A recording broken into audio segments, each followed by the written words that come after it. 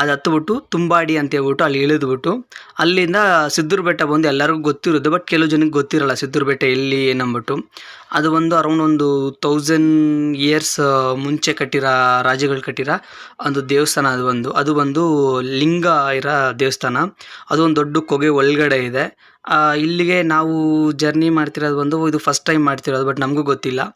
But ಇದ್ರೇನು ನಾವು ಅಲ್ಲಿಂದ ವೀಡಿಯೋದಲ್ಲಿ ನೋಡಿ ಮತ್ತೆ ಗೊತ್ತಿರೋ ಒಬ್ಬರನ್ನ ಕೇಳಿ ಎಲ್ಲಿಬೇಕು ಏನಂತ ಫುಲ್ ಡೀಟೇಲ್ ತಿಳ್ಕೊಂಡು ನಾವು ಇಲ್ಲಿಗೆ ಜರ್ನಿ ಸ್ಟಾರ್ಟ್ ಮಾಡಿದ್ದೀವಿ.